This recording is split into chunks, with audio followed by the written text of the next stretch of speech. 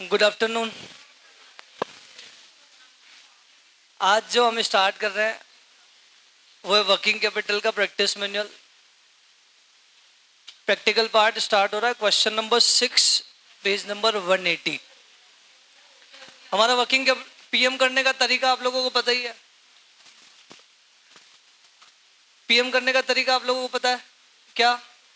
हम एक एक क्वेश्चन बोलेंगे, उसमें जो भी डाउट होगा वो उसी टाइम डिस्कस करते हुए जाएंगे। फॉर एग्जाम्पल क्वेश्चन नंबर 6 में किसी को कोई डाउट, किसी को नहीं हो तो फिर इसको हम बोर्ड पे लेंगे ही नहीं। बट बिफोर स्टार्टिंग दैट कुछ डिमांड आई थी मेरे पास, हम एक चैप्टर का ओवरव्यू वापस ले लें। कुछ गैप हो गया तो शायद हमने क्या क्या पढ़ा अभी तक याद आ जाए। सबसे पहले हमने ऑपरेटिंग साइकिल मेथड पढ़ा था। ऑपरेटिंग साइकिल मेथड का फॉर्मूला था R प्लस, आपको बोलना है, W plus F plus D minus C। Right. R मतलब raw material storage period, W मतलब WIP पीरियड, मतलब ये सारे पीरियड्स हैं। R is equal to formula average stock of raw material divided by raw material consumption multiply 12 360 52। Depends upon कि हमें ये period किस में निकालना है। राइट। याद आ रहा है कुछ? W average stock of WIP divided by cost of production multiply 12 360 52। Finish goods holding period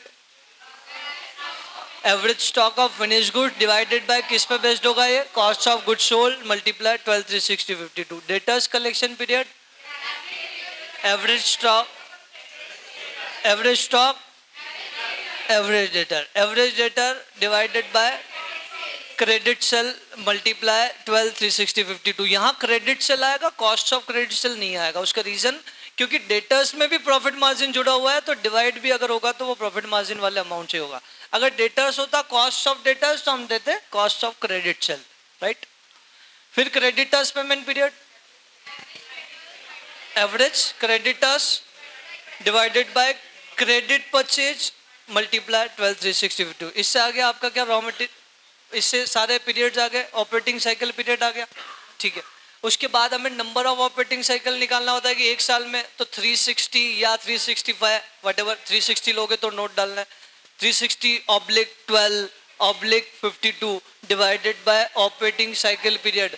जिस फॉर्म में ये है उस पर डिपेंड करा गया कि आपको क्या लेना है। राइट। एक बार नंबर ऑफ ऑपरेटिंग साइकिल आ गया, उसके बाद working capital requirement. Working capital requirement मतलब टोटल वर्किंग कैपिटल, इसका मतलब होगा total operating cost divided by number of operating cycle. याद आ रहा है क्या फॉर्मूला? इसके बाद हमने कंपोनेंट मेथड पढ़ा और कंपोनेंट में इन्हीं फॉर्मूले से वापस बना लिया था। कंपोनेंट मतलब current asset minus current liabilities.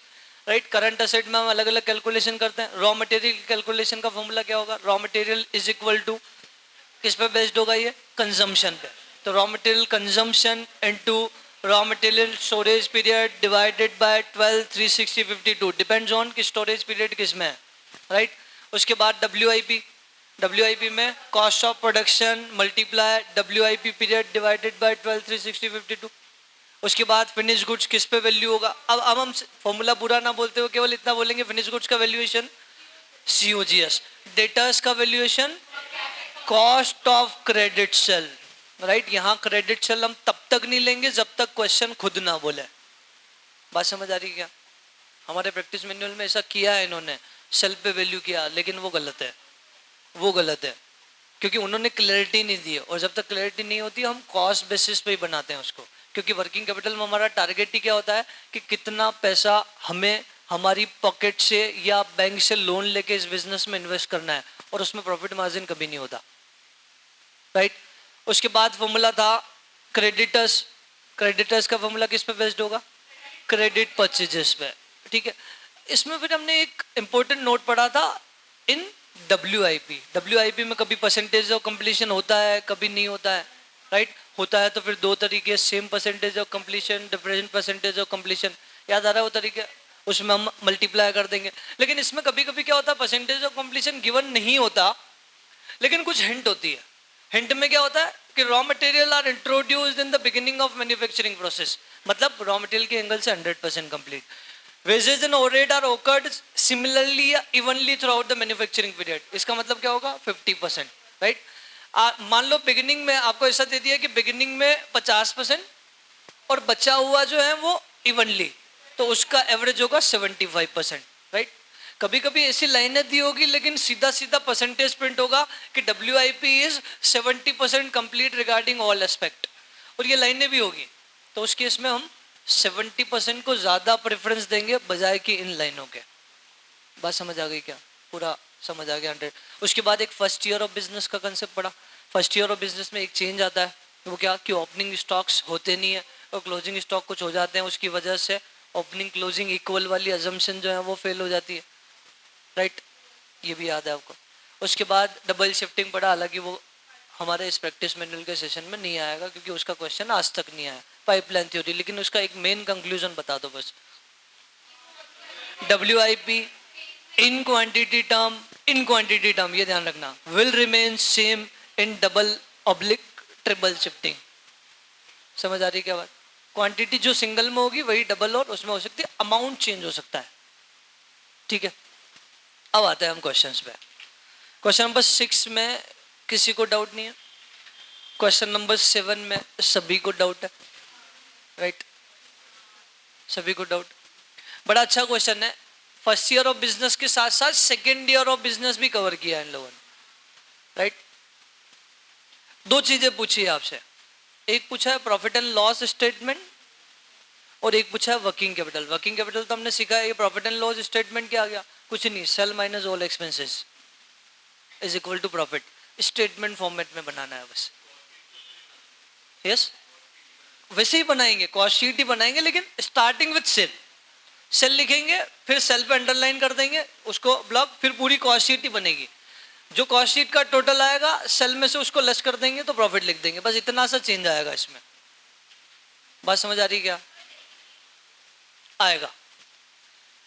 P&L statement बनाते टाइम डेप्रीशिएशन आएगा, क्योंकि profit and loss statement according to accounts हम बनाएंगे और वहां डेप्रीशिएशन आता है।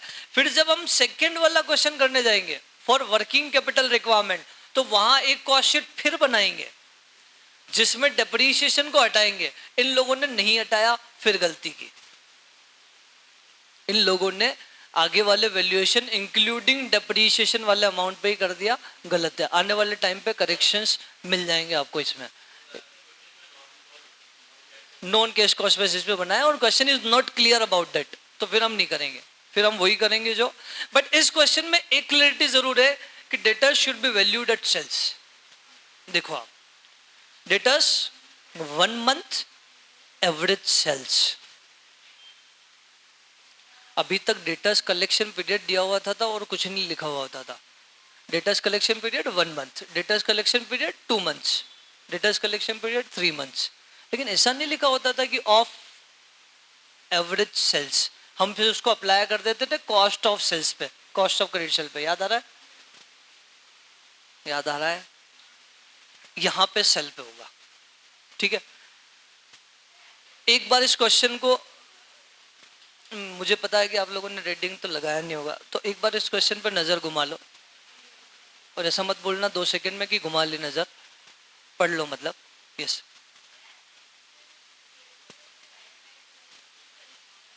एवरेज नहीं नहीं नहीं नहीं, हम दोनों ही साल का निकालेंगे, क्योंकि दोनों ही साल का निकालना है आपको, ऑफ 2 इयर्स। देखो आप, you are required to prepare for 2 years. एक साल का नहीं है, दोनों ही साल का निकालना है। और एवरेज मतलब क्या होता है? ये सारा जितना भी डेटा दिया है ना, सब एवरेज ही है, क्योंकि एस्टिमेटेड बेसिस पे है, राइट।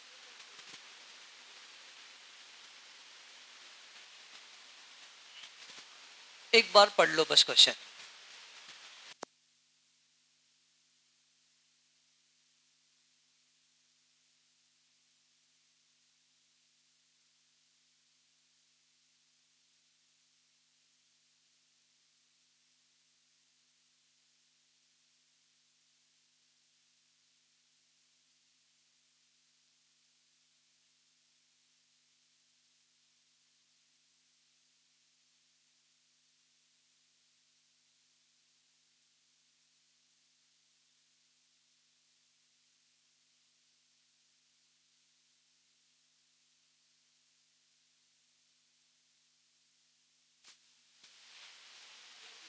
ये फॉर्मेट रहेगा ईयर 1 ईयर 2। यस, डेटर को सेल पे क्यों लेना है ये? हाँ, वो उस केस में नहीं, 3 केस वो अलग थे, वो अलग थे। डेटर्स को सेल पे हम कब वैल्यू करते हैं? जब क्वेश्चन बोल रहा है वर्किंग कैपिटल में। वो था डेटर्स मैनेजमेंट में, हमें एक और कहानी अलग पड़ी थी, कॉस्ट ऑफ क्रेडिट सेल वाली, अपॉर्चुनिटी कॉस्ट की, याद आ रहा? उस केस में ऐसा होता है कि कॉस्ट डिटेल गिवन नहीं होती है। यहाँ कॉस्ट डिटेल नहीं होगी तो हम वर्किंग कैपिटल ही नहीं कर पाएंगे। बात समझ पा रहे हो क्या? वहां कॉस्ट डिटेल नहीं होगी तो भी काम चल जाएगा। क्यों? क्योंकि इस सेल के बिहाफ पे भी हम वो सारी कैलकुलेशन कर लेंगे। अपॉर्चुनिटी कॉस्ट कॉस्ट पर ना निकाल के सेल पे निकाल लेंगे। कॉस्ट में फिक्स कॉस्ट नहीं होगी तो वेरिएबल ले लेंगे, दोनों कॉस्ट नहीं होगी तो सेल ले लेंगे। लेकिन यहाँ अगर कॉस्ट नहीं हुई तो ना रॉ मटेरियल कैलकुलेट होगा, ना फिनिश गुड्स कैलकुलेट होगा, ना WIP कैलकुलेट होगा। तो यहाँ वो वाली कहानी नहीं है। यहाँ हम हमेशा कॉस्ट पे वैल्यू करेंगे when question is silent. Question बोल रहा है तो सेल पे कर देंगे। समझ आ रही है बात? पढ़ लिया क्या एक बार क्वेश्चन को? पढ़ लिया। We will start with sale. क्यों? क्योंकि स्टेटमेंट ऑफ P&L है। P&L है तो ऑब्वियसली खत्म होगा ये नेट प्रॉफिट पे। Sale minus all cost. Sales कितनी है? ईयर 1 की, ईयर 2 की, आराम से निकाल सकते हो। सेलिंग क्वांटिटी आपको दी हुई है, मल्टीप्लाई सेलिंग प्राइस। कितना? 28 लाख, 36 लाख। आ रहा है क्या सबका? ये इस पर अंडरलाइन कर देंगे। इसके बाद पूरी कॉस्ट शीट ही बनेगी। इसके बाद पूरी कॉस्ट शीट बनेगी और उस कॉस्ट शीट का टोटल होगा।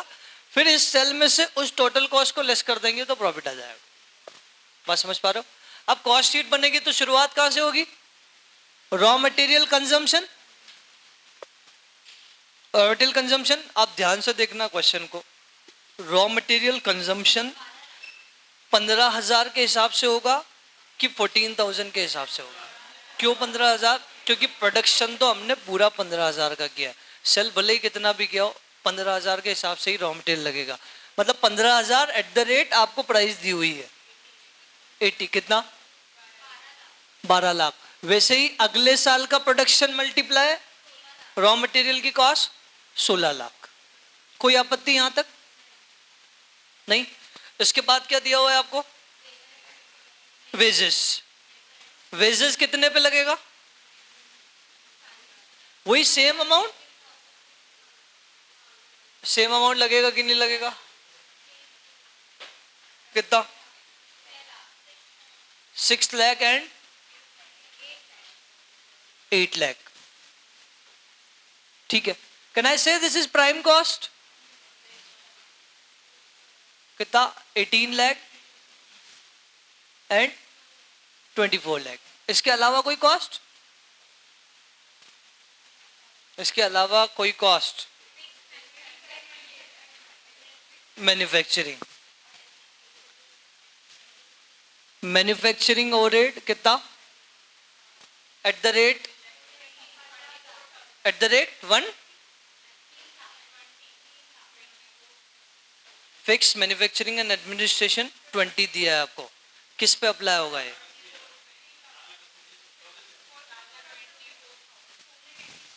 480 जैसे ही यहां लिखा ना आपने, ये 480 यहां पे भी आएगा। क्यों आएगा यहां पे?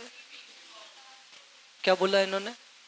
This is fixed manufacturing. बाकी पे वेरिएबल बोला था तो सेलिंग क्वांटिटी पे हमने अप्लाई किया, लेकिन यहां पे जैसे ही बोला तो जो फर्स्ट ईयर में लगा वही सेकेंड ईयर में, क्योंकि फिक्स्ड है।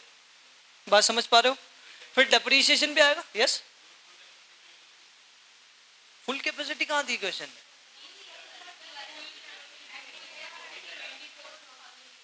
दिया है तो फिर फुल पे लगेगा, बिल्कुल लगेगा। क्योंकि आपने कैलकुलेट फुल पे ही किया है।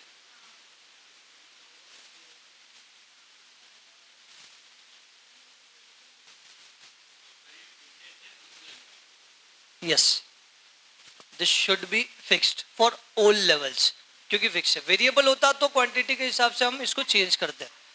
अब डेप्रिसिएशन भी आएगा क्या? और अगेन डेप्रीशिएशन यहाँ आएगा क्योंकि हम P&L स्टेटमेंट बना रहे हैं। एक स्टेटमेंट फिर ऐसा ही बनाएंगे वापस सेम, जो वर्किंग कैपिटल के लिए होगा। बात समझ पा रहे हो? depreciation at the rate 10, it will be applied on again full capacity क्योंकि फिक्स्ड है। कितना? 2,40,000, 2,40,000। तो कैन आई से this is cost of production? कितना कितना? 25,20,000, 31,20,000। अगर आप लोग सोच रहे हो कि क्वेश्चन यहां खत्म हो गया, तो नहीं है। अभी भी सेलिंग से भी पहले कुछ है।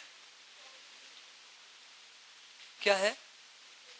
फिनिश गुड्स का plus opening stock minus closing stock. क्यों? यार WIP में तो लिया ही नहीं हमने, था नहीं, WIP नील है।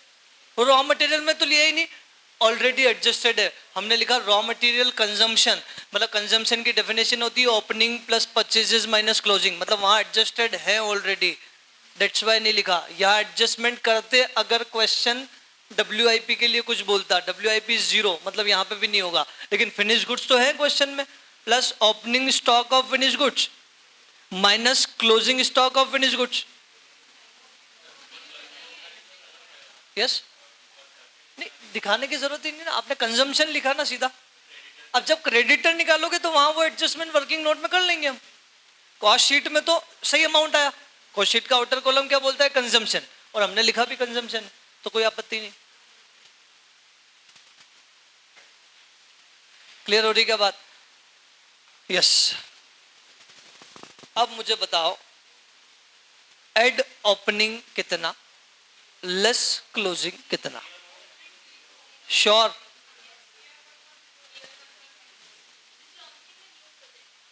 यस, यहां का 0, लेकिन क्लोजिंग तो कुछ है। कितना है बता सकते हो क्या आप?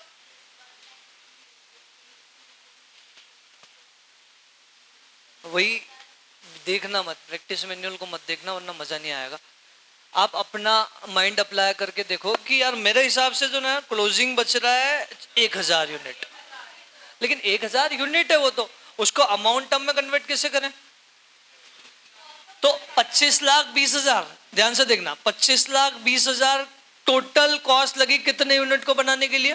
15,000 यूनिट को बनाने के लिए। तो 1,000 यूनिट बनाने के लिए कितनी कॉस्ट लगेगी? 1,68,000। अगले साल का ओपनिंग कितना हो जाएगा? इस साल का क्लोजिंग अगले साल का ओपनिंग बनेगा कि नहीं बनेगा? राइट, तो अगले साल का ओपनिंग हो जाएगा 1,68,000, लेकिन क्लोजिंग, आप लोगों को 1 मिनट का टाइम दे रहा हूं मैं, क्लोजिंग निकाल के बताओ अगले साल का। इस साल का तो बड़ा आसान था क्योंकि इतने तक की कैलकुलेशन तो हम क्लास में डील कर चुके थे, राइट? वहां तक की कैलकुलेशन बड़ी आसान थी। ये वाली कैलकुलेशन 1 मिनट का समय पूरा लेना, लेकिन सवाल का जवाब सही होना चाहिए।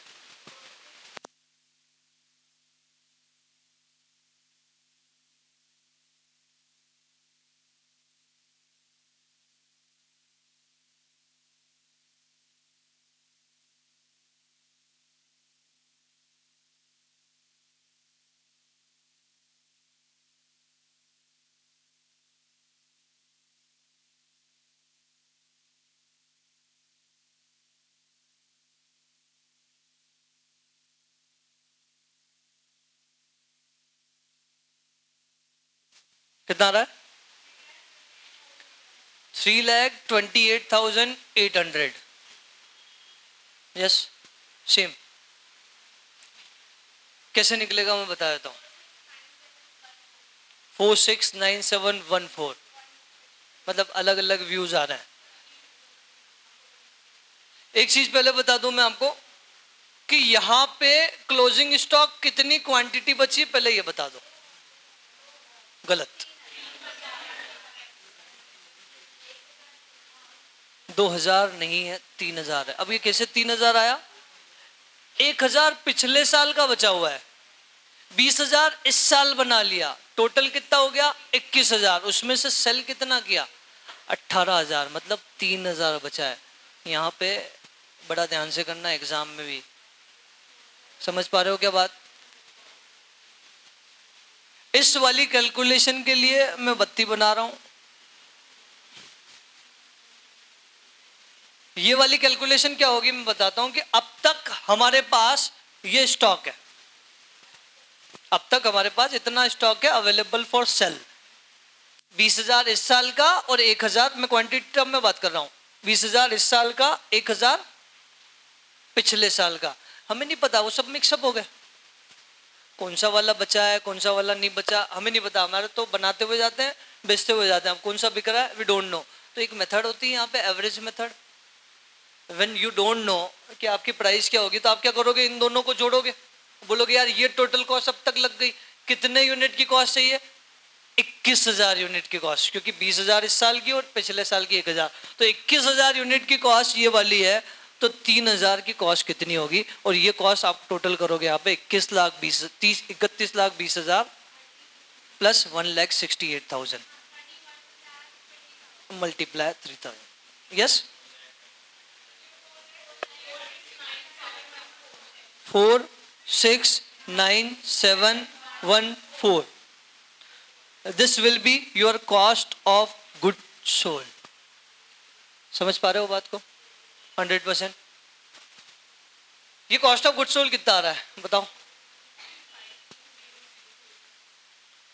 मतलब वापस कंसंट्रेशन रखा आप लोगों ने, ये ध्यान रखना, ये जो है ना ये लेस है, एड ओपनिंग लेस क्लोजिंग, कितना 2,3,5,2,0,0,0, यहाँ पे 2,8,1,8,2,86। इसमें अभी और प्लस होगा selling and distribution. Selling and distribution में भी इन्होंने क्या वेरिएबल फिक्स का अलग अलग रेशियो दिया हुआ है क्या? देखो आप, सेलिंग एंड डिस्ट्रीब्यूशन एक्सपेंसेस जो है वो दिए 10 में से 80% वेरिएबल बताए, मतलब 20% फिक्स है। ध्यान से देखना आप, वेरिएबल 80% मतलब एट द रेट 8 बोल सकता हूं मैं। कितने पे अप्लाई होगा ये? जितना प्रोडक्शन किया कि जितना बिका, सेलिंग वाले वेरिएबल जितना बिका उस पे अप्लाई होते हैं। तो बिका कितना, 14,000 एंड 18,000, कितना कितना, 1,12,000, 1,44,000। और उसके बाद फिक्स किस पे अप्लाई होगा, 24 पे, 48,000। Can I say this is total cost? This plus this plus this, this plus this plus this, ये टोटल कॉस्ट हो जाएगी।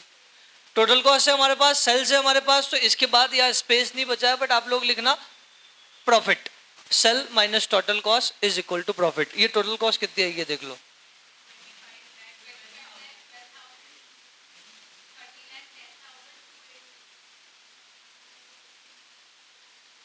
इनमें से लेस कर दो, जो नेट प्रॉफिट आया उसको मैच कर लो। आपका ये वाला तो मैच हुआ होगा इनके आंसर से, check it, you can check it. Yes, आप बोलोगे यार 20,000 बनाए और 18,000 ही बचे, राइट, तो 2,000 ही बचने चाहिए था। आपने 20,000 बनाए मना, 1,000 पुराने भी तो थे, तो टोटल आपके पास कितनी यूनिट थी, 21 में वैसे बची कितनी, 18, तो 3,000 बची। क्लियर है? 100%। लेकिन ये पार्ट तो एक हुआ, अभी दूसरा वाला पार्ट क्या है, आपको cost sheet as it is बनानी है, लेकिन उसमें डेप्रीशिएशन नहीं आएगा। क्यों नहीं आएगा? क्योंकि it is non cash cost, working capital में नॉन कैश कॉस्ट का कोई काम नहीं है। ठीक है क्या?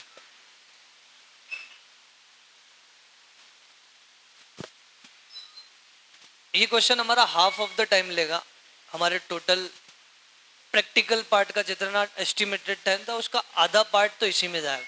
बचे हुए क्वेश्चंस बड़े नॉर्मल से हैं, इतना टाइम नहीं लेंगे, क्योंकि ये लेंथी क्वेश्चन है, फर्स्ट ईयर सेकेंड ईयर दोनों निकालना है आपको, अभी तो लगेगा टाइम इसमें।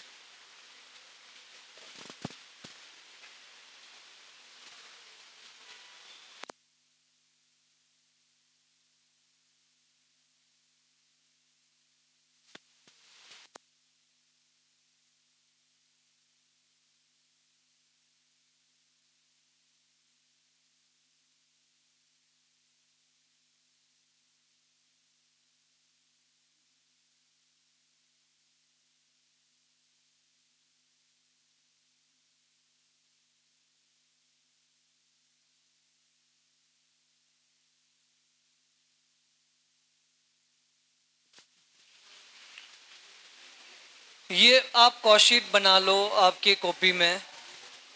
इसके बाद इसी कॉस्ट शीट को रेफर करेंगे हम डेप्रीशिएशन हटा के अगले वाले पार्ट्स के लिए। तो कम से कम यहाँ वाले पार्ट्स सेम होंगे, इसके बाद ही चेंज आएगा जो भी आना है।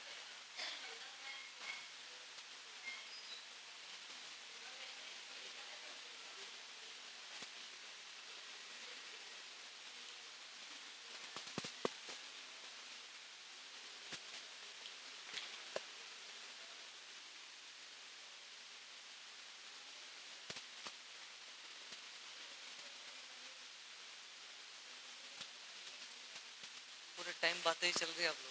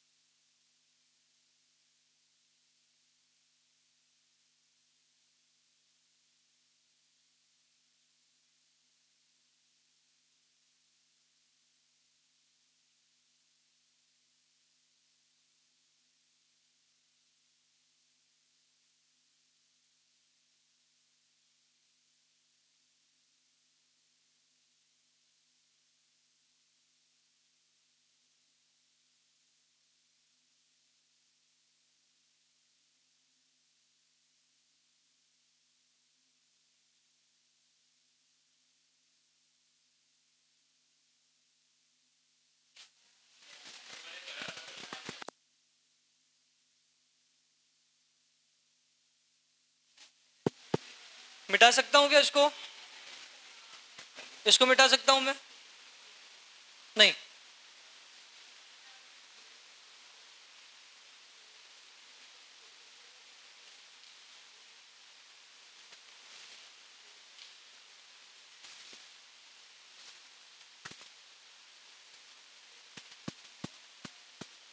आप लोग रफ में ही लिख रहे हो कि फेयर में जमा जमा के? बिल्कुल बिल्कुल पूरा पूछा ही 2 सालों को ये ना, उन्होंने बोला you are required to calculate for 2 years, then दोनों लिखा है, इट मींस वो दोनों के लिए कॉमन है।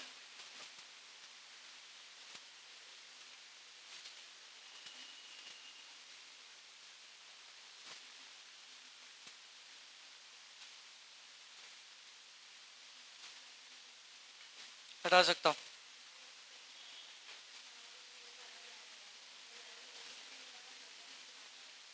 जो लोग फ्री हो गए हैं, जिन्होंने ये लिख लिया है, वो without depreciation same as it is calculation without depreciation करना स्टार्ट कर दो, तो एटलीस्ट आपको समझ आ जाएगा कि अगर सही आंसर आया इट मींस फिर वो लाइफ टाइम तक स्टोर हो जाएगा कि आपने कैसे किया।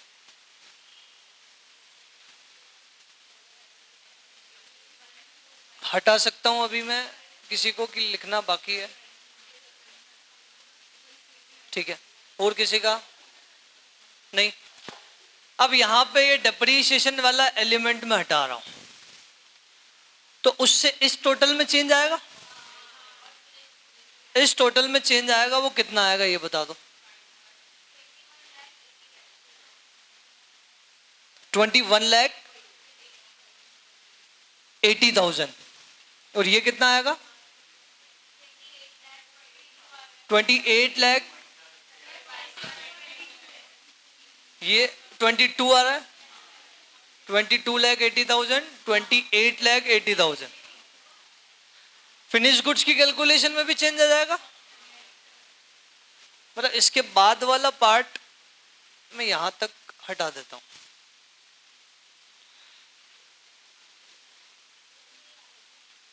लेकिन सेलिंग एंड डिस्ट्रीब्यूशन तो सेम रहेंगे, उसमें कोई चेंज आना नहीं। ठीक है, तो यहां कॉस्ट ऑफ प्रोडक्शन कितना? 22,80,000, 28,80,000। उसके बाद ओपनिंग स्टॉक 0 है, क्लोजिंग स्टॉक ये किस पे वैल्यू हो जाएगा? आप 22,80,000 अगर 15,000 यूनिट बनाने के लिए लगे तो 1,000 यूनिट बनाने के लिए कितना लगा? कितना? 1,52,000। यहाँ पे भी आ जाएगा 1,52,000। फिर एवरेज मेथड हम करेंगे तो क्या होगा कि यहाँ पे आ जाएगा 28,80,000 प्लस 1,52,000। ये टोटल कॉस्ट 21,000 यूनिट की है, तो 3,000 यूनिट की कितनी? 433,143। तो ये आपका हो जाएगा कॉस्ट ऑफ गुड्स सोल्ड। ये लेस करना है, ये ध्यान रखना। 21,28,000 एंड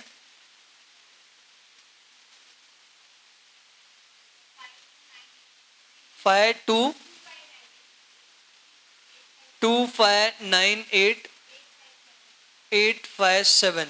ये चेंज हुआ तो ऑब्वियसली ये वाला टोटल चेंज होना ही होना है। कितना? 3,766,8,5,7। ये तो एकदम राउंडेड ऑफ है ना।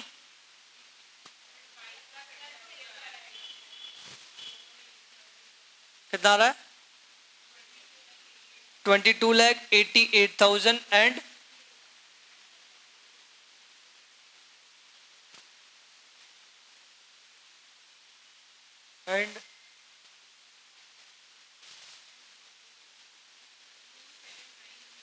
2,790,8,5,7।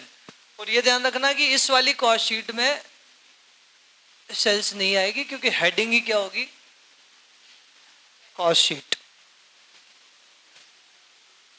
कॉस्ट शीट में कैलकुलेशन वर्ड नहीं आता, कैलकुलेशन ऑफ कॉस्ट शीट नहीं जमेगा, right? Statement of cost sheet फिर भी बोल दोगे चल जाएगा। Is it clear?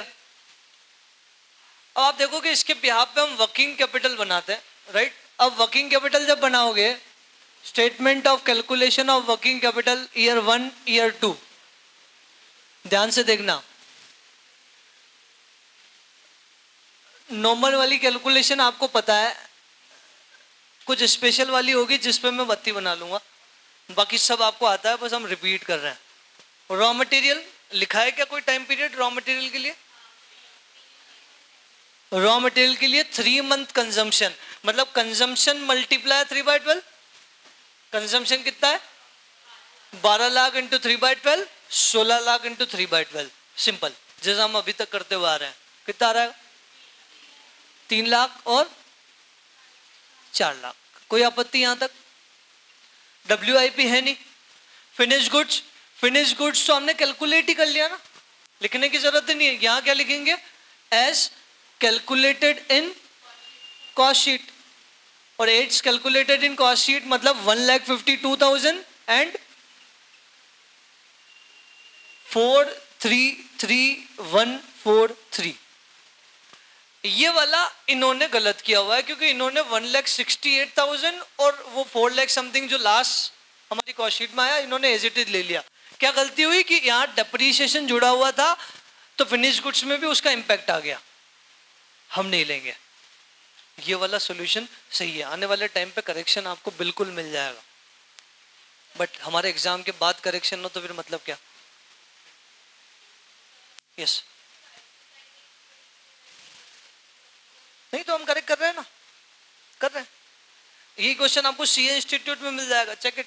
यही क्वेश्चन आपको ऑथर्स की बुक में मिलेगा, चेक इट। हम बिल्कुल फॉलो नहीं करेंगे। ICAI की हर क्वेश्चन में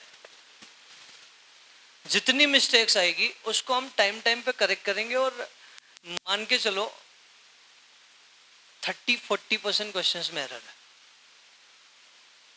है। कभी कभी वो ऊपर लिख रहे हैं, मान लो 5,000, फॉर एग्जांपल बता रहा हूँ, 5,000 लिख रहे हैं, 5,000 में 7,000 मान लो जोड़ने तो 12 होने चाहिए, वो 15,000 लिख रहे हैं उसकी जगह। तो कुछ सॉफ्टवेयर में या तो एरर हुई, उन्होंने सॉल्यूशन सॉफ्टवेयर से निकालने की कोशिश की, व्हाटएवर, कुछ भी हो सकता है। वो टाइपिंग एरर भी हो सकती है, या फिर वो जो किसी ने सॉल्यूशन बनाया है वो अजम्पशन लिखना भूल गए क्वेश्चंस में। हम सही सॉल्यूशन की तरफ ही बढ़ेंगे। हमारे पास एक ही चांस है, उस चांस में हम कोई रिस्क नहीं लेना चाहते कि इंस्टीट्यूट करेक्ट करेगा कि नहीं करेगा। उसके बाद अगला डेटास, और डेटास यहां इस क्वेश्चन में क्लियरिटी है कि data should be valued at sales amount. क्यों? क्योंकि 1 मंथ एवरेज सेल्स लिखा है, कॉस्ट ऑफ सेल वाला वर्ड नहीं आया, या फिर क्वेश्चन साइलेंट होता तो भी हम कॉस्ट पे लेते हैं, यहां तो सेल्स पे लेंगे। और सेल कितनी दी हुई है वो हमने निकाली थी अभी थोड़ी देर पहले, कितनी थी यहाँ पे cell 28 lakh. 28 lakh multiply 1/12,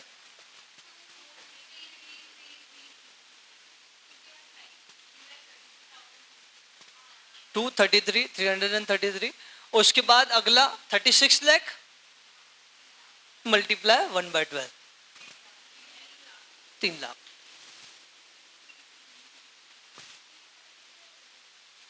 right, कोई आपत्ति नहीं। इसके बाद कोई प्रीपेड एक्सपेंसेस है नहीं। कैश या बैंक गिवन है क्या क्वेश्चन में? कैश या बैंक गिवन है, कितना है 20, तो 20 यहाँ पे भी आ जाएगा और 20 यहाँ पे भी आ जाएगा, क्योंकि हमारी पॉलिसी है कि हम कैश 20,000 मेंटेन करके रखते हैं, कोई आपत्ति नहीं। उसके बाद क्रेडिटर, यहां बत्ती आएगी,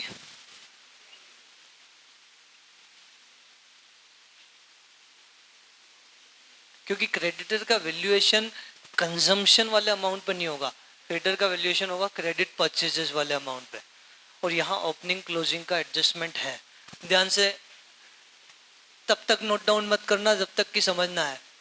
क्रेडिटर्स वैल्यू होगा credit purchases multiply creditors payment period divided by 12।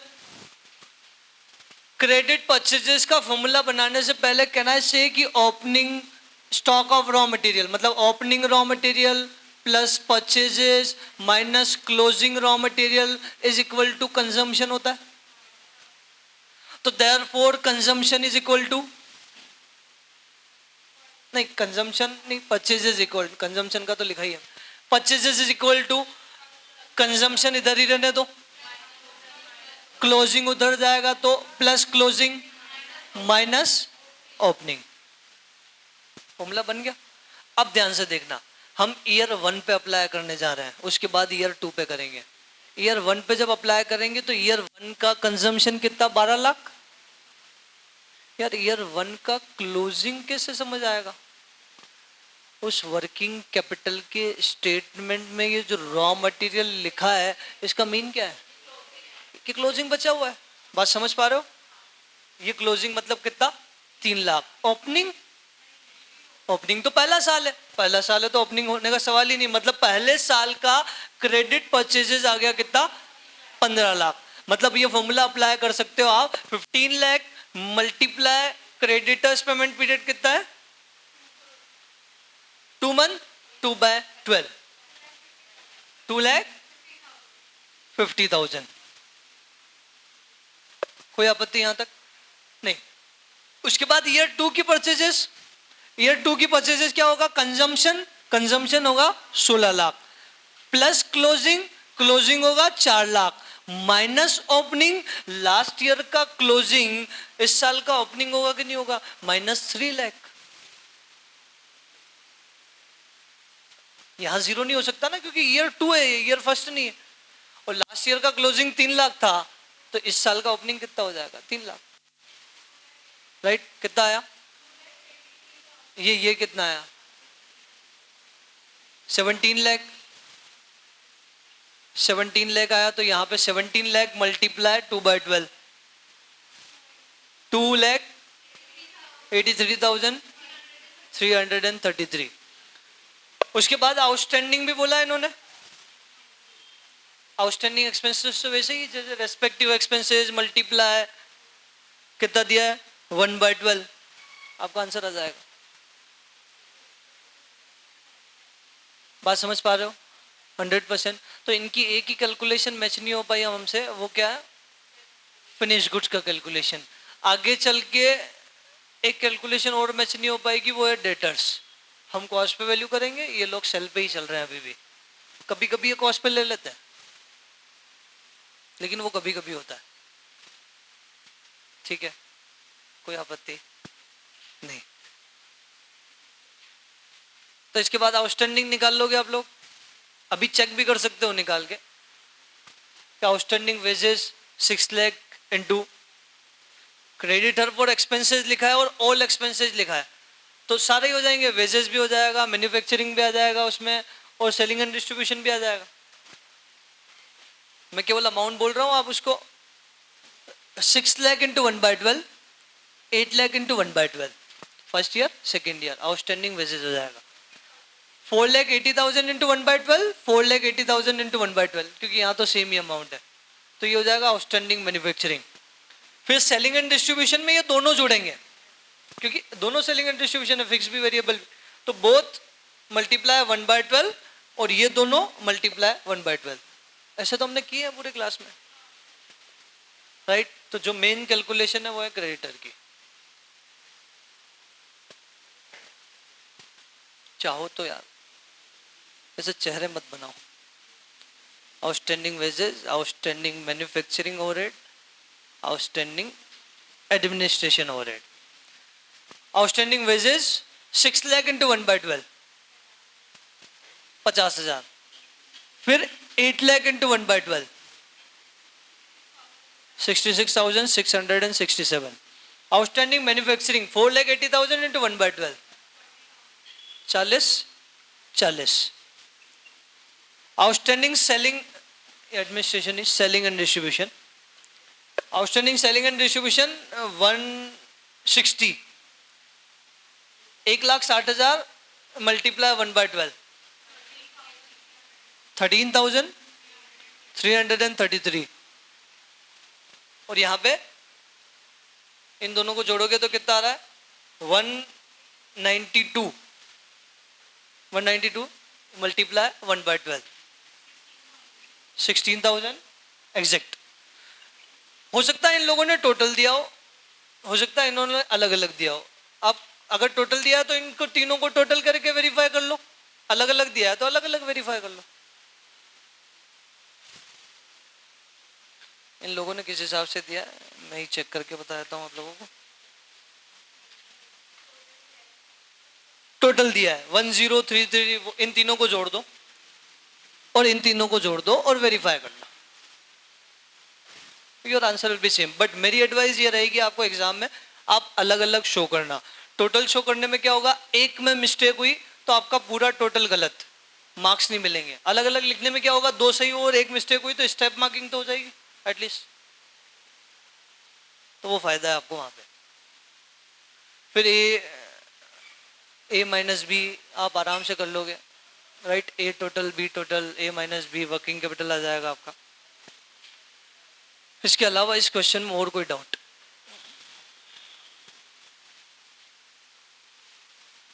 Yes.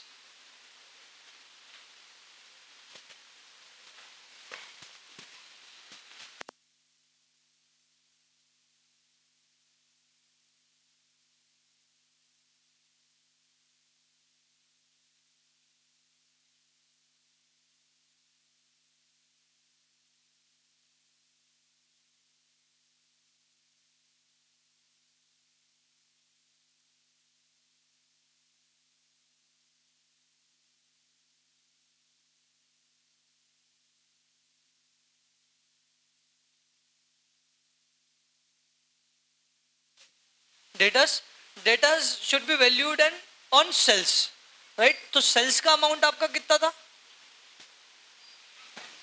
First वाली कॉस्ट शीट, फर्स्ट वाले प्रॉफिट एंड लॉस स्टेटमेंट में बनाया 28 लाख। 28 लाख मल्टीप्लाई 1/12, मतलब डिवाइडेड बाय सीधा 12 भी कर लोगे तो आ जाएगा। और इधर 36 लाख मल्टीप्लाई 1/12। आगे बढ़ सकते हैं।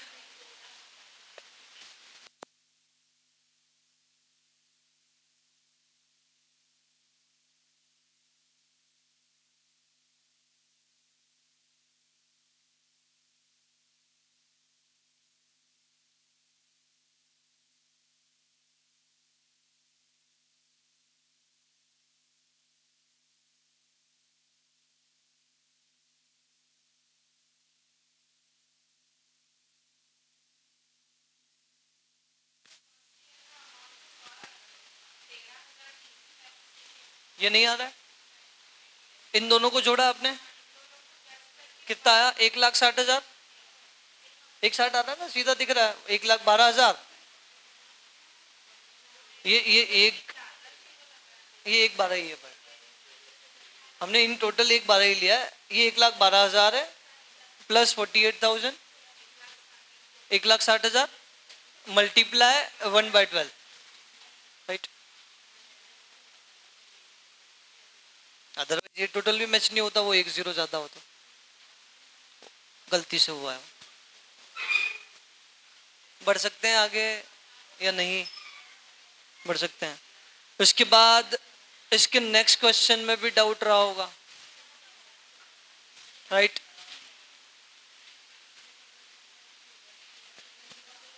रहा है अगले क्वेश्चन में डाउट, उसके बाद उसके अगले क्वेश्चन में भी डाउट रहा होगा, और वो लास्ट क्वेश्चन होगा जिसमें डाउट है, क्योंकि उसके अगले क्वेश्चन में डाउट रहा है लेकिन वो फंड फ्लो स्टेटमेंट का है। टंडन कमेटी वाले तो हम अभी थ्योरी में कवर कर लेंगे, नहीं पढ़ा ना, वही तो बता रहा हूँ। वो फंड फ्लो हमारे कोर्स में भी नहीं है फंड फ्लो, तो आपने एग्जीक्यूटिव में पढ़ा है fund flow, as it is apply कर सकते हो।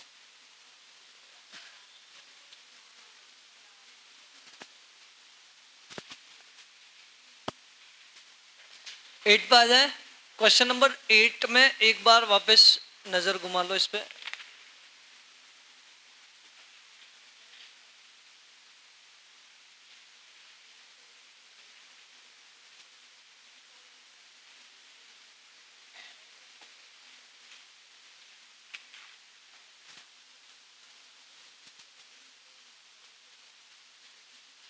पढ़ लिया?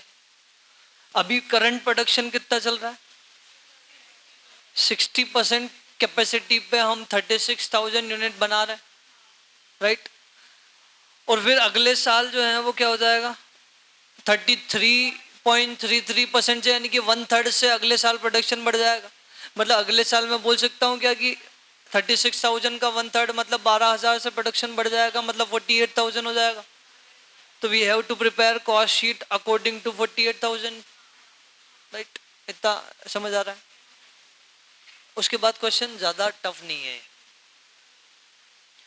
उसके बाद बस एक चीज में दिक्कतें आएगी, आप लोगों ने फिक्स कॉस्ट को अगर अप्लाई कर दिया फुल कैपेसिटी पे, 60,000 यूनिट निकाला होगा आपने, नहीं 60,000 यूनिट आया होगा ना, फुल कैपेसिटी 60,000 यूनिट है। कैसे 60,000 की 36,000 अगर 60% पे है तो 100% पे कितना होगा?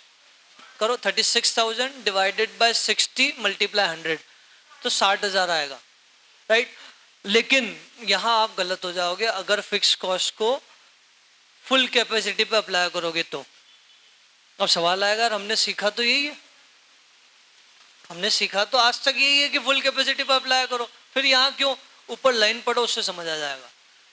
Unit cost structure of product at current level, मतलब ये 36,000 पे ही अप्लाई होगा, और जो 36,000 पे फिक्स कॉस्ट आएगी वही फिक्स कॉस्ट आगे 48,000 यूनिट पे भी कंटिन्यू होगी। अदरवाइज इस क्वेश्चन में इसके बाद और कुछ भी नहीं है। इनके अल्टरनेटिव सॉल्यूशन को आप भूल जाओ। इन्होंने भी जब फाइनल सॉल्यूशन का आंसर दिया है वो अल्टरनेटिव से नहीं दिया है, बस इन्होंने बोला एक वे हम वो ऐसा कर सकते हैं, बट इन्होंने भी किया नहीं है, राइट। तो इनके आंसर्स मैच हो जाएंगे आपके आंसर से, अदर देन वन थिंग, वो है डेटर्स। किया कि नहीं किया? ये क्वेश्चन बन गया आराम से, लास्ट तक सारे आंसर्स मैच हो गए। बस ये चीज है कि वो 36,000 ध्यान दिया था कि नहीं दिया था? दिया था, तो फिर तो कोई आपत्ति नहीं है। मतलब एक मेन पॉइंट यही था, 36,000 पे आपको प्रेजेंट कॉस्ट निकालनी है। उसके अलावा क्वेश्चन एक बार पढ़ लो सब लोग, ताकि समझ आ जाए कि नहीं इसके बाद तो हमने जो क्वेश्चन जितने भी क्लास में पढ़े हैं सेम एज इट इज वैसा ही है। कॉस्ट शीट बनाओगे तो क्या होगा, मैं वो कॉस्ट शीट भी बताता हूँ। रॉ मटेरियल जो आएगा वो आएगा 48,000 मल्टीप्लाई 4, वेजेस आएगा 48,000 मल्टीप्लाई 4 नहीं 2, ओवरहेड आएगा 48,000 मल्टीप्लाई 2, फिक्स ओवरहेड आएगा 36,000 मल्टीप्लाई 1। ये आपकी कॉस्ट शीट हो गई, खत्म खत्म, बस ये कॉस्ट शीट हो गई। इसके हिसाब से आपको आगे तक वैल्यूएशन करना है। Cost of production, cost of goods sold और कॉस्ट ऑफ सेल्स तीनों सेम होगा, बस तीनों के पीरियड अलग अलग है।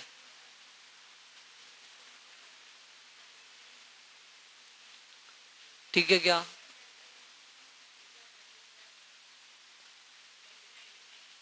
एक लाख 25,000 आंसर आ रहा है।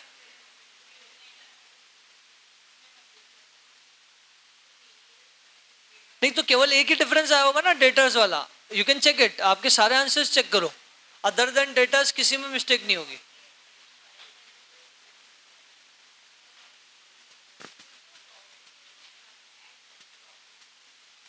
इसका नहीं लेना है ना, आपको लेना ही नहीं है, आपको निकालना ही नहीं है, प्रॉफिट से कोई काम ही नहीं है। बाकी आएगा, वो कैसे आएगा कि ऑब्वियसली आप कॉस्ट, कुछ कॉस्ट फिक्स है, जो पिछले साल जितनी थी अमाउंट टर्म में उतनी हो गई, तो प्रॉफिट ऑब्वियसली पिछले साल के कंपैरिजन में पर यूनिट टर्म में तो बढ़ जाएगा, राइट। तो उस वजह से वो आ रहा है कि पहले 3 था, अब 3.25 हो गया। आगे और प्रोडक्शन बढ़ाओगे तो और प्रॉफिट ज्यादा हो जाएगा, मतलब पर यूनिट कॉस्ट आपकी गिरती हुई जाएगी। मैच हो गया सब कुछ अदर देन डेटर्स। उसके बाद अगले क्वेश्चन फंड फ्लो स्टेटमेंट है, राइट। ये हमारे कोर्स में नहीं है, बट अब इन्होंने एक क्वेश्चन दे दिया है, तो मान के चलना एग्जीक्यूटिव का वो चैप्टर फिर से एक बार रिवाइज कर लेना एग्जाम में जाने से पहले। उसका रीजन कि ये बोल देंगे कि हमने तो एक क्वेश्चन दिया हुआ है, मतलब टॉपिक कवर्ड हो गया। क्लास में करना चाहे तो हम कोर्स जब खत्म हो जाएगा तो बोलोगे क्लास में भी ले लेंगे, लेकिन this is not part of course, इसलिए हम पहले वो चीज़ें ले रहे हैं जो हमारे एग्जाम में आ रही है। ये तो आ ही नहीं रहा है और आज तक नहीं आया। क्वेश्चन नंबर 10 में डाउट होगा, अगेन आई एम 100% श्योर। नहीं है, हो गया पूरा, वेरी गुड। डेटर तो मिसमैच आएगा ही आएगा, ये तय है। क्रेडिटर भी नहीं आया, ठीक है, बाकी सब आ गए। मेरे हिसाब से ये क्वेश्चन पूरा बोर्ड पे करना चाहिए, उसका रीजन बता रहा हूँ। शायद आप लोगों के आंसर्स आ गए, बट जनरली मेरे पास जो मार्किंग रहती है वो मार्किंग रहती है कि इस पूरे क्वेश्चन में WIP में डाउट्स आते हैं, रॉ मटेरियल हम कितने पे लेंगे ये डाउट्स रहता है, जनरली रहता है। तो इट वुड बी बेटर कि आप लोगों के लिए रिपीट हो जाएगा अगर आपके आंसर्स आ गए। हम कर लेते हैं इसको पूरा बोर्ड पे।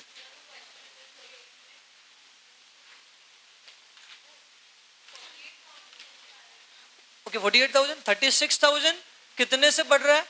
बाय 33.33 से। 33.33 को 1/3 बोल सकते हैं क्या? 1/3, तो 36,000 का 1/3 निकालो, कितना आया? 12,000। तो 12,000 से बढ़ा मतलब 36 प्लस 12। आप ऐसा भी कर सकते हो, 36,000 प्लस 33.3333 इक्वल टू, मतलब इक्वल टू नहीं, परसेंटेज, तो भी आ जाएगा, राइट। ठीक है, 10 एक बार पढ़ लो, अगर किसी ने रीडिंग भी नहीं लगाई यहाँ पे पढ़ लो। आप ये समझो कि क्वेश्चन यही हो जाएगा वो पूरा।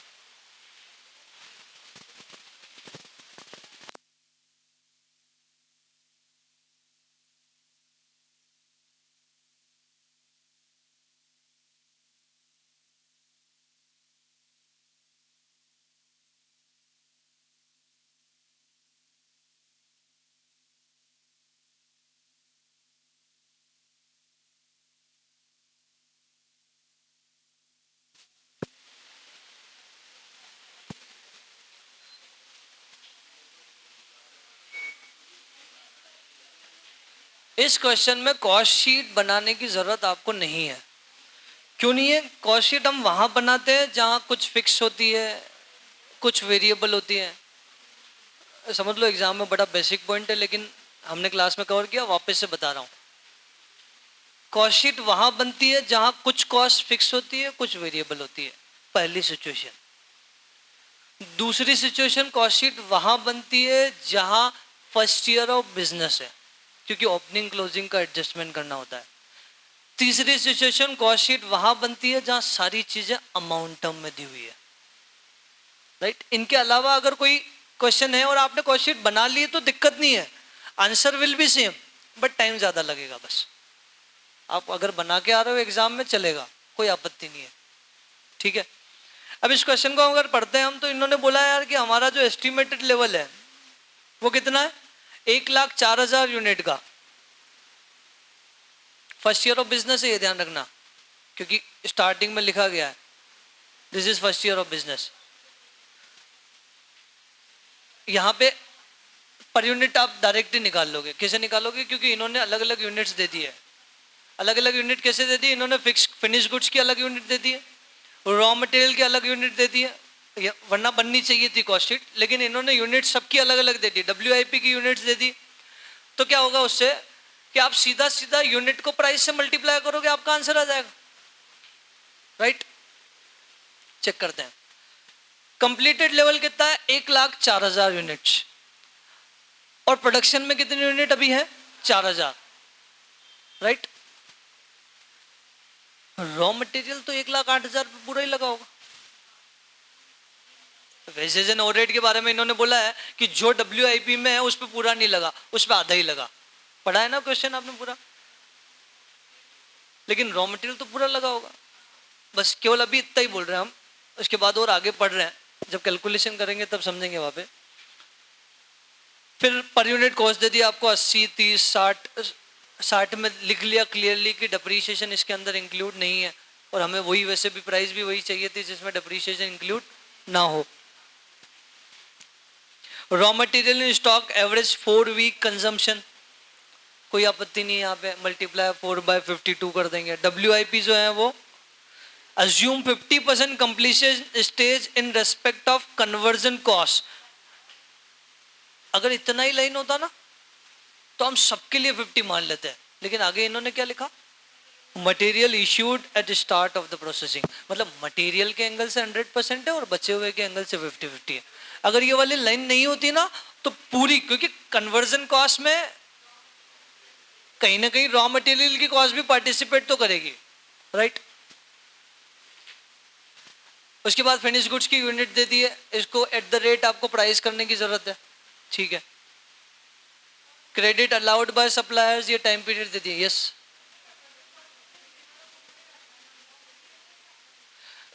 कहीं ना कहीं रॉ मटेरियल भी पार्टिसिपेट तो कर रहा है।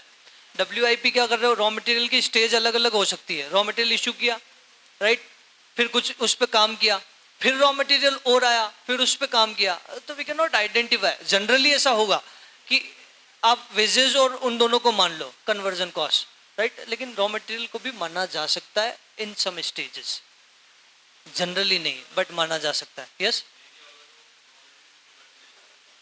50% ले लेते हैं इन ऑल रेस्पेक्ट। ये नोट मानते हो कि यार हमें नहीं पता कि रॉ मटेरियल बिगिनिंग में इश्यू हो रहा है कि कब हो रहा है, राइट, उस केस में फिर रॉ मटेरियल को भी 50 मान लेते हैं क्योंकि स्पेसिफिक लाइन नहीं है।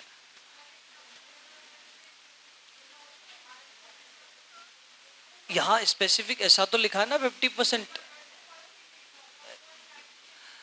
अब यहाँ जनरल स्टेटमेंट पे आप जाओगे तो रॉ मटेरियल को अलग कर दो। अगर रॉ मटेरियल को भी कन्वर्जन कॉस्ट का पार्ट माने तो मान रहे हैं हम यार, कोई स्टॉक जो लगता रहता है उसमें, मतलब बार बार लगता है, कभी हम छोटा छोटा पार्ट मंगवाते हैं उसमें लगता है, तो कहीं ना कहीं कन्वर्जन में वो स्टॉक आपकी हेल्प कर रहा है। राइट, तो कहीं कन्वर्जन कॉस्ट का पार्ट क्यों नहीं माने? उसको मान सकते हैं। क्वेश्चन इज नॉट क्लियर, तो फिर आप नोट डाल के या तो स्पेसिफाई करो कि हम कन्वर्जन कॉस्ट से उसको हटा रहे हैं। राइट, तो क्वेश्चन साइलेंट, अगर क्वेश्चन साइलेंट है तो फिर नोट ही स्पेसिफिक कर पाएगा आपको, नहीं तो नहीं। नहीं तो फिर नोट डाल के 50% पूरा ही मान लो। नोट डाल के आप ऐसा करना चाहते हो, आप ऐसा भी कर सकते हो, सब कुछ बयां कर देगा, वो है note. In the case of information is not provided in question. Right, अगला फिनिश, आप पूरा क्वेश्चन कर रहे हैं, हम केवल अभी क्वेश्चन को समझ रहे हैं। फिनिश गुड्स 8,000 दिया हुआ है, कैश एंड, फिर उसके बाद सारे पीरियड दिए हैं तो कोई आपत्ति नहीं है। कैश एंड बैंक आपको जो दिया है वो कितना? 25,000 रुपए दे दिया है। Assume that production is carried on evenly throughout the period, ये और ज्यादा सपोर्ट कर रहा है। अगर वो लाइन नहीं होती रॉ मटेरियल के लिए तो फिर यहाँ से 50% और समझ आ रहा है। राइट, एंड क्योंकि प्रोडक्शन में तो मान सकते हो आप पार्ट, अगर and wages and overhead occur similarly, लेकिन अब इन लाइनों को कोई मतलब नहीं रहा क्योंकि इससे पहले स्पेसिफिकली क्वेश्चन ने बोल दिया है। All sale are on credit basis only, मतलब टोटल कॉस्ट को ही कॉस्ट ऑफ क्रेडिट सेल मान लेंगे। Right, cost of total sale will be cost of credit cell.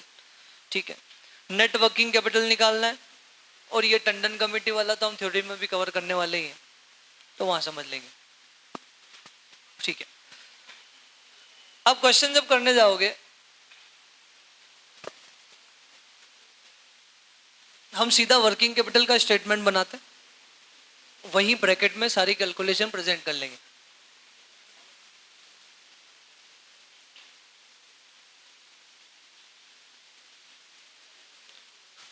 और ये आखिरी क्वेश्चन है जो डिस्कशन में है, उसके बाद वाले सारे क्वेश्चंस हमारे नोट्स में है और शायद अमाउंट भी वही है।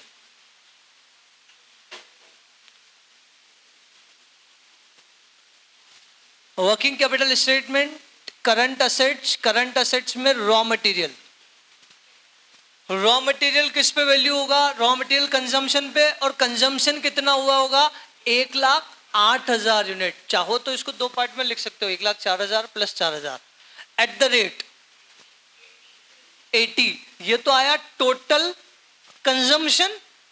हम कितना होल्ड करके रखते हैं, मल्टीप्लाई 4/52। समझ आई क्या बात, ये समझ आया? कितना आ रहा है आंसर, 664615। ठीक है, उसके बाद हम बात कर रहे हैं WIP। अब WIP का तो पीरियड ही नहीं दिया क्वेश्चन ने, जरूरत भी नहीं है। WIP की क्वांटिटी दे दी ना इन्होंने, उस क्वांटिटी का वैल्यूएशन अगर कर दें तो WIP का अमाउंट आ जाएगा। ध्यान से देखना, एक तरीका तो आप ऐसा कर सकते हो, 4,000 एट द रेट ब्रैकेट में बता दो रॉ मटेरियल पूरा और वेजेस एंड ओवरहेड आधा आधा, क्योंकि वो पूरा नहीं लगा। कितना कितना, 15 प्लस 30। एक तरीका तो ये है, डायरेक्ट आंसर है ये, क्योंकि 4,000 सीधा WIP, मल्टीप्लाई कोई पीरियड करने की जरूरत ही नहीं। एक तरीका ये कि रॉ मटेरियल अलग निकालो, वेजेस अलग निकालो, ओवरहेड अलग निकालो और तीनों को जोड़ दो, बात एक ही है। राइट, कितना आ रहा है, 5 lakh. This is your WIP। Clear हो रही क्या बात? माइंड में ये तो नहीं आया कि मल्टीप्लाई पीरियड क्यों नहीं कर रहे हैं यहाँ पे?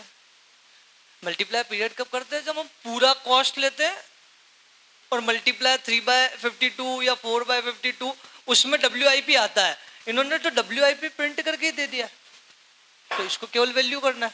राइट, फिनिश गुड्स 8,000 क्वांटिटी आपको दी है, 8,000 क्वांटिटी को वैल्यू किस पे करेंगे, टोटल कॉस्ट पे। और यहां तो परसेंटेज ऑफ कंप्लीशन का कोई रोल नहीं होता, फिनिश गुड्स मतलब सब कुछ हो गया, तो पूरी कॉस्ट कितनी है, 170 पे ये वैल्यू हो जाएगा। कितना हो गया, 13,60,000। डेटर्स का अमाउंट इनसे मैच नहीं होगा। डेटर्स कितने पे वैल्यू होगा, पहले आप ये निकालो कि सेल कितनी की, तो पता चलेगा कि 1,04,000 यूनिट में से हमने 8,000 यूनिट तो बेची नहीं, वो फिनिश गुड्स में रखी हुई है। राइट, मतलब हमने 96,000 यूनिट ही बेची है, तो 96,000 एट द रेट 70 मतलब 170। Right, multiply debtors collection period कितना दिया है, 8 वीक, 8/52, 2510,769। इनका आंसर मैच करना है तो यहां 200 ले लेना, you can check it. 96,000 at the rate 200 into 8/52, इनका आंसर मैच हो जाएगा, लेकिन मैच तो हमें करना ही नहीं है। ठीक है क्या, ये 96 कहां से आया, समझ आया क्या? कॉस्ट ऑफ क्रेडिट सेल निकालना चाह रहे हैं, ये cost of credit cell per unit है, इसको मल्टीप्लाई नंबर ऑफ यूनिट से करना चाह रहे हैं, जितनी हमने बेची कितनी, 1,04,000 बनाई इन टोटल, लिखा हुआ है क्या कंप्लीटेड यूनिट, उसमें से 8,000 फिनिश गुड्स में बच गई, मतलब बैलेंसिंग हमने बेच दी होगी। राइट, तो ये 96 आया, 1,04,000 माइनस 8,000। ठीक है, एशियन बैंक दिया है, सीधा सीधा लिख देंगे ब्रैकेट में गिवन कितना, 25,000, कोई आपत्ति नहीं। इसके बाद करंट लायबिलिटी आ जाएगा, करंट लायबिलिटी में क्रेडिटर की कैलकुलेशन मेन है, करंट लायबिलिटी में क्रेडिटर्स की कैलकुलेशन मेन है। पहले आप लोगों को टाइम दे रहा हूं, बिना मॉड्यूल बिना प्रैक्टिस मैनुअल का रेफरेंस लिए आप क्रेडिटर निकालने की कोशिश करो। फर्स्ट ईयर ऑफ बिजनेस के क्रेडिटर्स हमने 2-3 बार निकाल लिए हैं, सेम तरीका अप्लाई करना है, करेंगे तो सही बोर्ड पे, लेकिन आप पहले ट्राई कर लो 1 मिनट।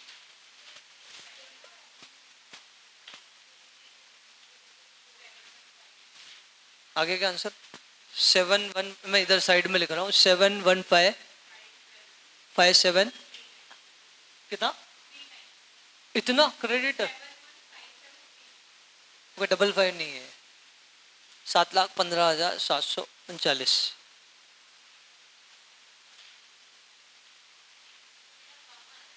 कितना, 6,64,615, ठीक है, yes. First year of business mind में रखना।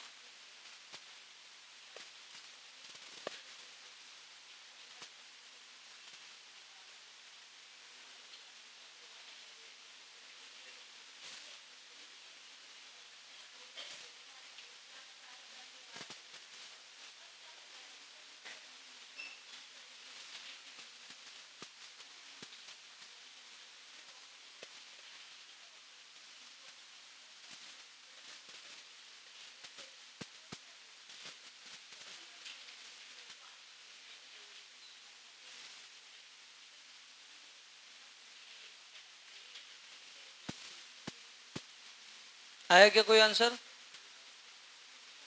नहीं,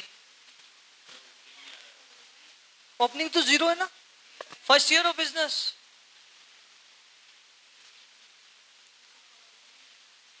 परचेजेस निकालनी है मैंने आपको, परचेजेस आ गई तो फिर क्वेश्चन ही हो गया। और परचेजेस कैसे आएगी, फॉर्मूला लगेगा purchases is equal to consumption plus closing minus opening. सब कुछ है आपके सामने, सब कुछ आपके सामने है। कंजम्पशन कितना, कंजम्पशन 1,08,000, 1,08,000 एट द रेट 80, मैं पूरा ही लिख रहा हूं 1,08,000 eight the rate 80 plus closing कितना 6,64,615 माइनस ओपनिंग 0, तो कितना आ गया ये 9304615 multiply creditors payment period 4 week 4/52, वही आ रहा है क्या 715,739। You can match with your practice manual answer also, right? समझ आया क्या? 100%, ठीक है। आउटस्टैंडिंग क्या क्या है? आउटस्टैंडिंग वेजेस है, आउटस्टैंडिंग ओवरहेड है, दो ही एक्सपेंसेस है इन्होंने, वैसे ही दो ही दिए हैं, ओनली वेजेस के लिए, मैन्युफैक्चरिंग के लिए कोई लाइन नहीं है, तो ठीक है। Outstanding wages is equal to, यहां ध्यान देना, बड़ा ध्यान से देखना, 1,04,000 पे तो पूरी वेजेस लगेगी, 1,04,000 पे पूरी वेजेस कितनी 30 प्लस 4,000 यूनिट पे अभी पूरी नहीं लगी, अभी 15 ही लगी है। समझ पा रहे हो क्या बात को? मल्टीप्लाई, ये तो टोटल वेजेस लगी पूरे साल की, मल्टीप्लाई टाइम पीरियड कितना दिया है 1.5/52, this is your answer 91730। Clear है क्या? 100%।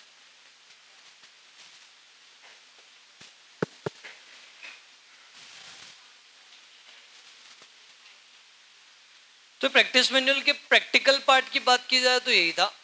प्रैक्टिकल पार्ट में टंडन कमेटी और है जिसको हम थ्योरी के साथ डील कर लेंगे, बातें की है, राइट? क्योंकि वहाँ कुछ फॉर्मूले और वो फॉर्मूले जैसे ही बताया आपको पूरा ही पार्ट समझ आ जाएगा। इस such there is no technicality, फॉर्मूले पढ़े कि समझ आ गए, ठीक है।